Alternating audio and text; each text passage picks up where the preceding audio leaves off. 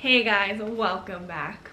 Today we're going to be doing a video on triggers and how to get people to stop triggering you.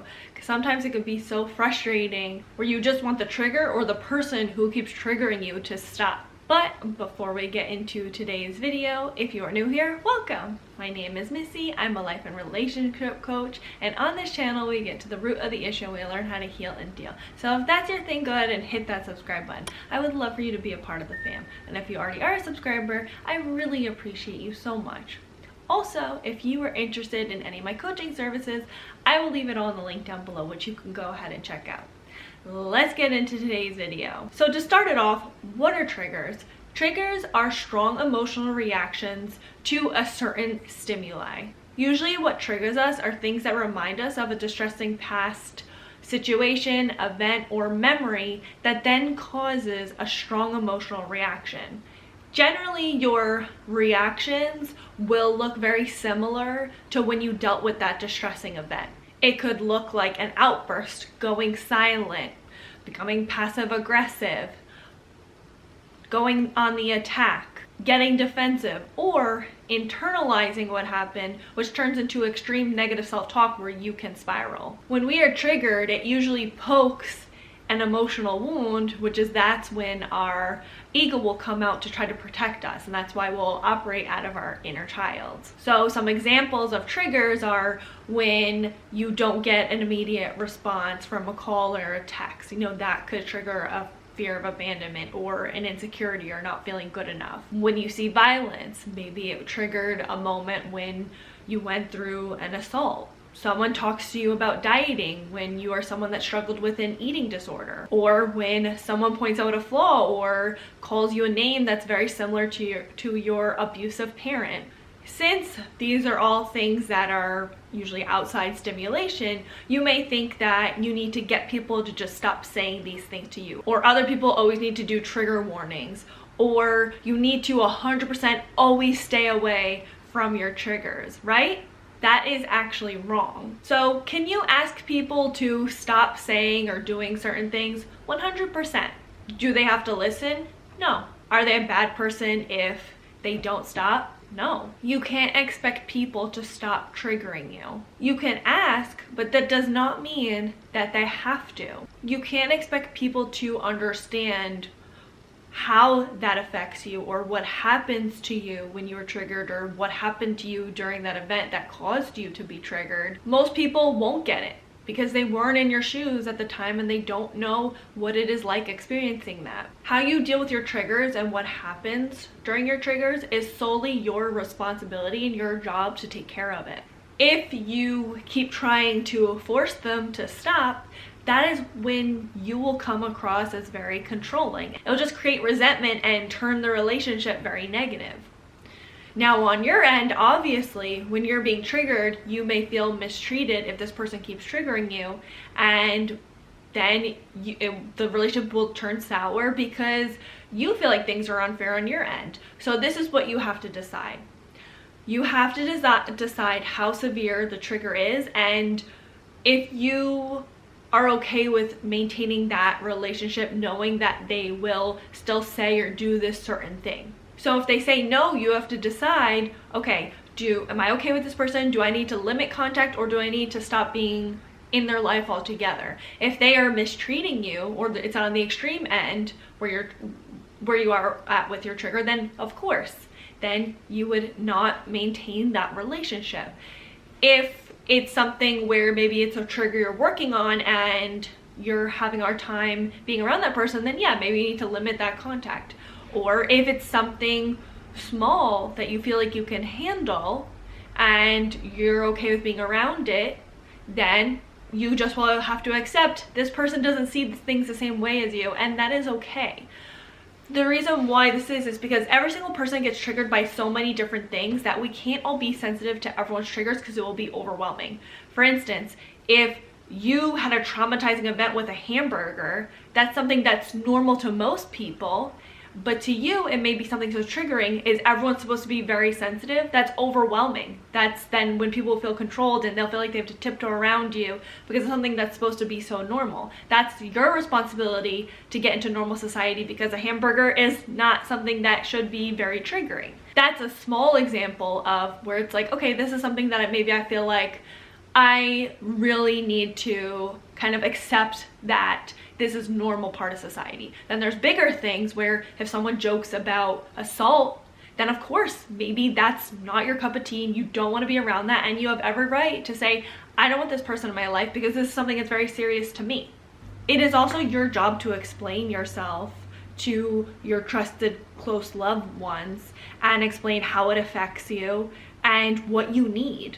And with that, they can determine how they want to handle the situation, and then that is where you can determine how do you want to deal with them moving forward. So triggers very much so, again, are your responsibility, but also that you have to put it on a scale. It can't just be I'm triggered or I'm not. It's not black and white like that. It's on a scale of, you know, the severity of your triggers and then, you know, being non-triggered. So you've got to kind of figure out where you are on that scale with each of your triggers. How you can determine how big a problem your triggers are based on your reactions alone, how they emotionally affect you, and also how your loved ones respond to you and your triggers. Like if they feel like they have to tiptoe around you, then it's your responsibility to take care of your triggers and to work on your triggers, because that's not necessarily fair. That makes it an unhealthy dynamic between the two of you, or you and the other person, where they become worried about how they're affecting you. So that means it's your job and your responsibility to take care of those triggers so they're not so intense, because it's unfair to you and it's unfair in your relationships.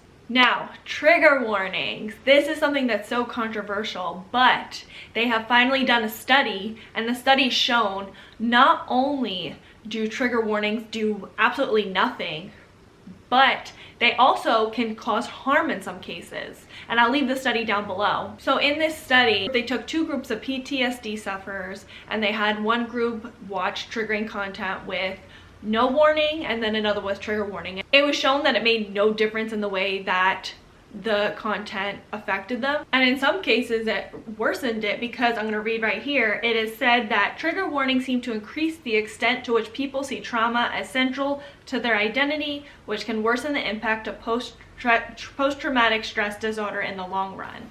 So literally it's becoming that triggers and our traumas are becoming our identity, and then we associate of like, I am this thing, I need to stay away from this thing because it's dangerous. It becomes that I am my trauma, which that's not good, because you are not your trauma. Trauma is something that has happened, but it is not your identity. Not only that, but the stronger reaction we have to something, the more our brain wants to resolve it. So if you have a strong reaction to something, your brain is going to bring it up more because it wants to be resolved. And you're reinforcing that anytime you see this thing, you're supposed to react this specific type of way, and it is seen as dangerous. When just seeing it isn't dangerous, being in it was very dangerous maybe. Your brain can't mitigate risk or associate, okay, this is something that's dangerous, and this is something, when I see it, it doesn't mean it's dangerous. So you then become hyper alert and hyper aware, and everything feels dangerous, which that doesn't feel like it's a fun place to live. And that's kind of what's happening in today's society, is everyone is getting triggered very easily, and they're becoming very scared of things because we feel like we're not supposed to be around our triggers, when that's not necessarily true. Which that goes into the next point of 100% all the time avoiding your triggers. So should we avoid our triggers certain times? 100% yes, especially when they're fresh, especially when they're extremely intense, especially when it can affect your mental health to such an extreme degree, yes. Then there are other times when we need to expose ourselves to our triggers, so that way we lessen the degree that we are triggered by those things. So we may need to calm our responses to it, and then we may feel comfortable being around that trigger, and we'll do it more and more till it lessens so much that we learn a healthier way to deal with our triggers. It doesn't mean it goes away, So triggers never really 100% go away. It's that we learn to deal with them a lot easier, quicker, and in a healthier way. We have a healthier response to our triggers. But if you avoid it 100% of the time, you're always retraining your brain that it's always dangerous and you always should stay away from it, which is not always the case.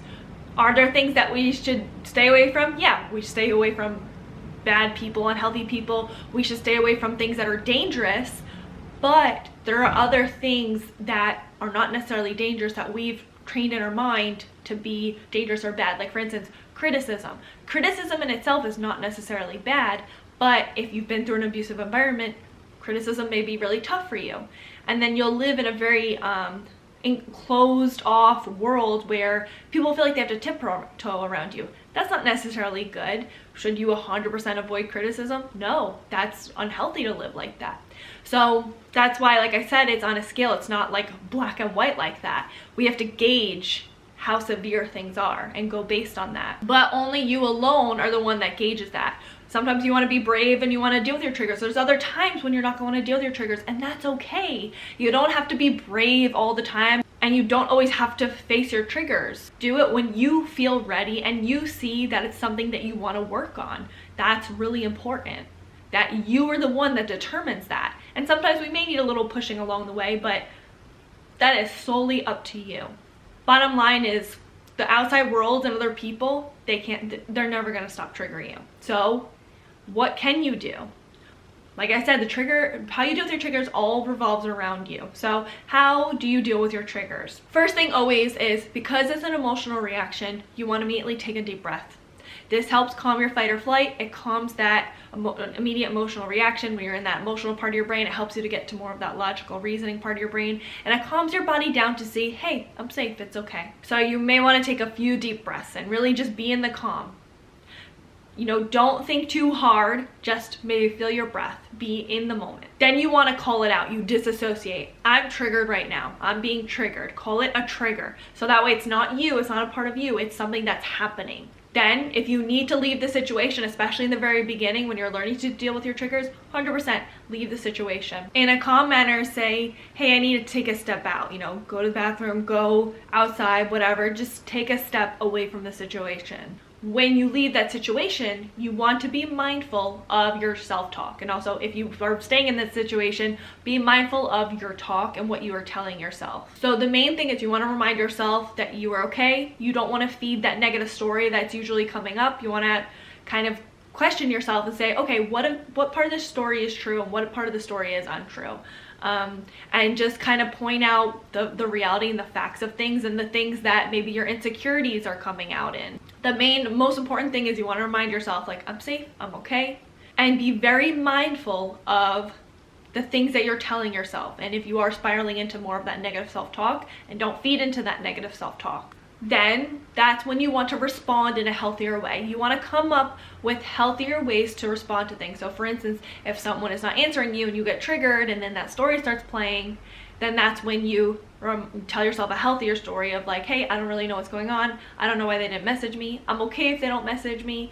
And then you respond in a healthier way of like waiting for them to respond to you. Or maybe you follow up and be like, hey, I didn't hear a response, is everything okay? You know, learning healthier responses to your triggers is super important. It will teach you that you don't have to go back to those old coping mechanisms to deal with your triggers. The whole point of lessening your triggers and responding to your triggers in a healthier way is to lessen your emotional response, so you don't get triggered by everything and you can feel like a functioning person of society. Because triggers can be very draining and overwhelming, especially when you're always going that fight or flight, or you're always getting emotional. That is rough. So you want to be able to deal with those triggers so you can get to that place that everyone wants to get to, which is being happy, being content, being in the moment. So what do you guys think? How do you think that we should deal with triggers? Do you agree or disagree? Leave it all in the comments below. And please don't forget to like, comment, and subscribe, and share with someone that you think may need it. Until next time, thanks for watching. Bye, guys. So what would I go to jail for, if anything? Helping someone who did something illegal. You think I'm gonna help someone? No, I'm gonna be the main leader. It is a very cloudy today, so it literally looks like it's midnight, and I look like I am falling this way. It always looks like I'm like on a roller coaster or something. I don't know. I'm like staring to the right. Maybe it's left. What are you barking for? What? That's what I thought. My hair flat? I'm not gonna be happy if my hair is flat. I sound like my mother. Oh my god. I have to show you guys how cute this is right now. This is how she hangs out with me while I'm doing my videos. So sweet. I sure wasn't recording.